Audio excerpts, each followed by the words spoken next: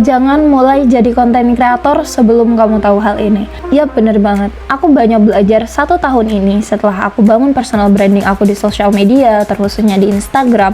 Ternyata kalau dulu aku langsung mulai aja dan aku nggak melakukan kesalahan ini, mungkin aku bisa untuk lebih berkembang. Maka dari itu aku bagiin konten ini biar kamu bisa belajar dari kesalahan-kesalahan yang sudah pernah aku lakukan ketika aku memutuskan untuk menjadi seorang content creator.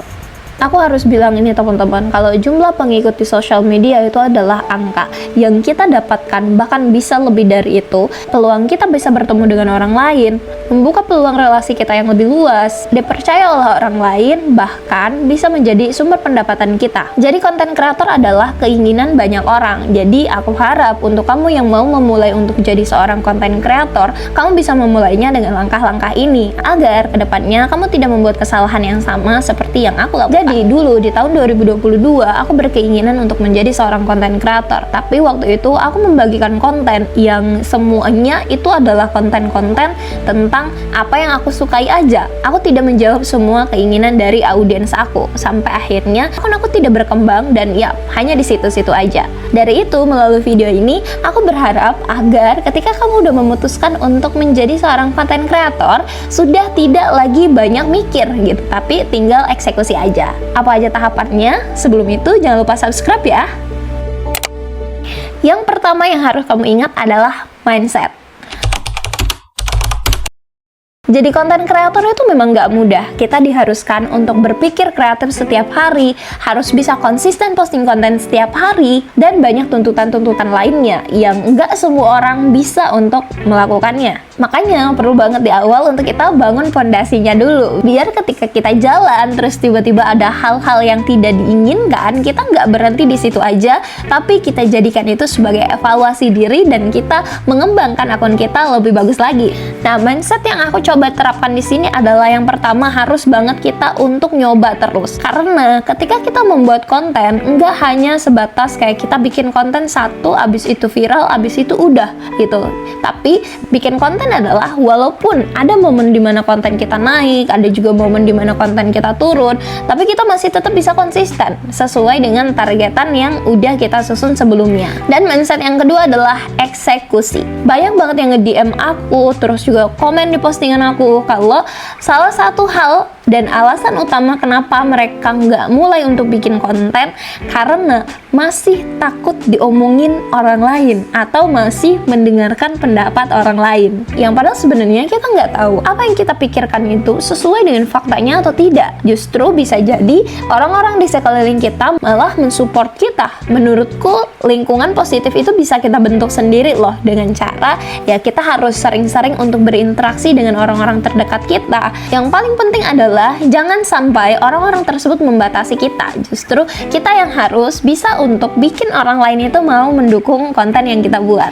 Karena kalau diri kita sendiri aja terlalu fokus dengan pendapat orang lain, justru akan mempersulit kita untuk lebih berkembang. Nah, ini yang aku lakukan juga ketika aku memulai membuat sebuah konten. Aku nggak fokus ke orang lain, tapi aku coba fokus ke diri aku sendiri. Aku fokus ke skill yang aku punya, dan aku fokus juga ke goals atau tujuan dari masa depanku yang ingin aku capai ketika aku sudah punya branding yang bagus di sosial media. Karena dulu aku juga pernah terlalu fokus dengan pendapat orang lain sampai akhirnya aku takut untuk mencoba. Dan ini yang sulit, karena segala sesuatu itu harus dimulai dari kita nyoba dulu. Kalau kita nggak nyoba, kita nggak akan tahu kedepannya kita akan dapat hasil apa. Dengan kita lebih fokus ke diri sendiri, kita bisa untuk mengevaluasi dan juga memperbaiki sehingga perkembangan diri kita juga ikut berkembang, dan itu berkat dari kita membuat sebuah konten. Langkah kedua adalah menentukan niche konten yang spesifik. Kenapa aku bilang di sini niche konten harus spesifik? Sebenarnya kamu bisa kok untuk bikin konten yang dimana niche-nya itu campur-campur ya. Entah mungkin kamu suka traveling, kamu bikin konten traveling, atau kamu suka masak, kamu bagiin juga konten masak, atau kamu punya bisnis, kamu juga bagiin konten bisnis dan lain sebagainya di satu akun. Tentu nggak apa-apa banget, karena yang terpenting adalah kita bikin konten. Tapi belajar dari pengalamanku dan hasil riset berbagai akun yang sudah aku lihat, akun yang paling bisa berkembang adalah dimana akun akun tersebut punya niche konten yang spesifik.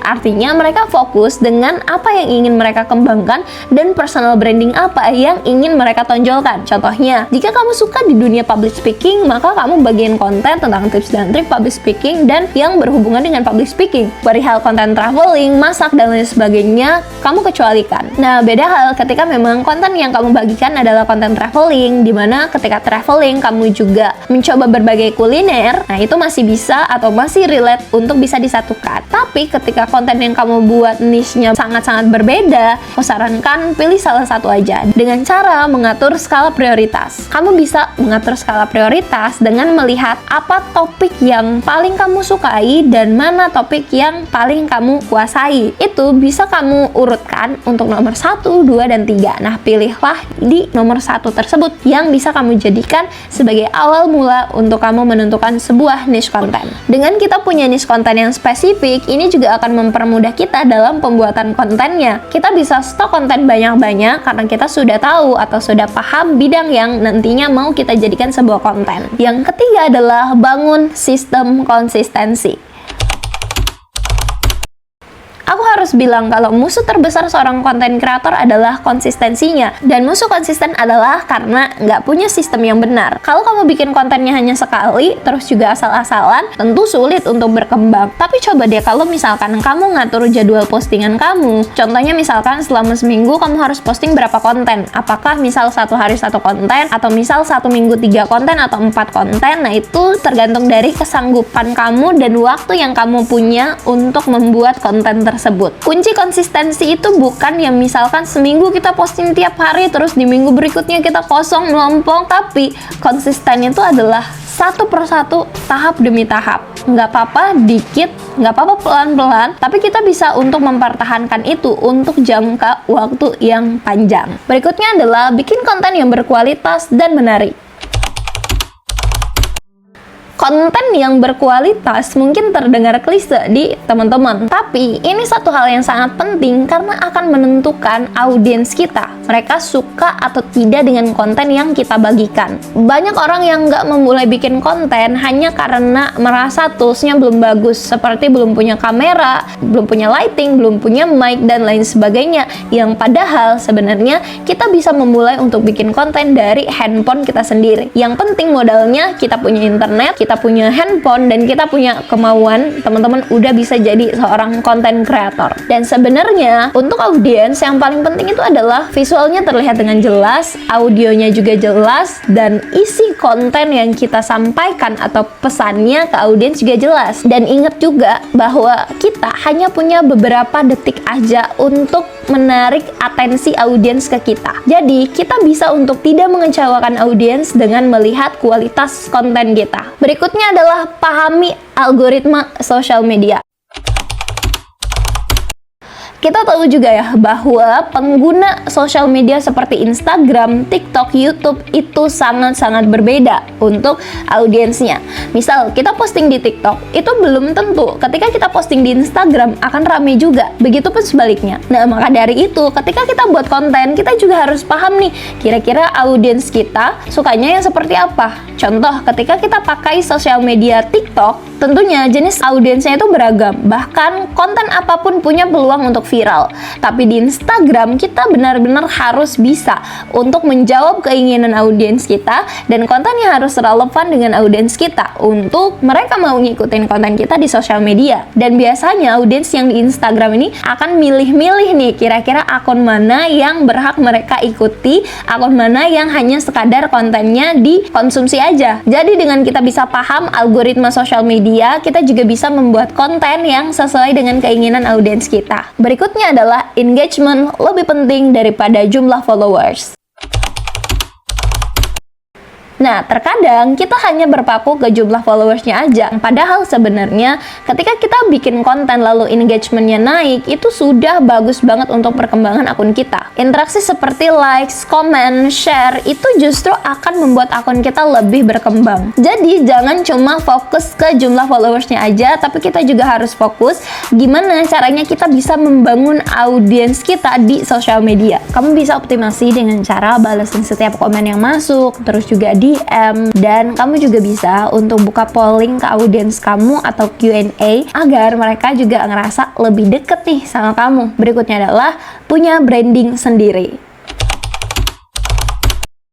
Kamu bisa banget nih untuk bikin image tentang kamu sendiri. Kalau aku kan memang aku sebagai seorang social media specialist pada saat itu, dan aku bagiin konten tentang tips dan trik cara membuat konten. Nah ternyata audiens aku suka nih, dan disitulah aku menemukan keunikan aku. Jadi aku nggak hanya bikin konten yang misalkan aku lagi traveling, aku bagiin, atau lagi apa aku bagiin, tapi bener-bener spesifik di niche konten sebagai social media specialist dan niche konten, bantu orang-orang untuk naik level di social media. Dan kamu juga harus bisa untuk mempertanyakan kira-kira apa yang membuat kamu menjadi unik dibandingkan dengan akun-akun yang lain. Bisa jadi misalkan skill editing kamu, atau cara pengemasan konten kamu, apakah pengemasan kontennya pakai voice over atau pakai kata-kata atau bener-bener on cam. Itu bisa jadi suatu ciri khas. Dengan personal branding akan lebih memudahkan audiens untuk lebih mengenal konten yang kamu buat. Dan berikutnya adalah jangan takut untuk belajar dan mengikuti tren.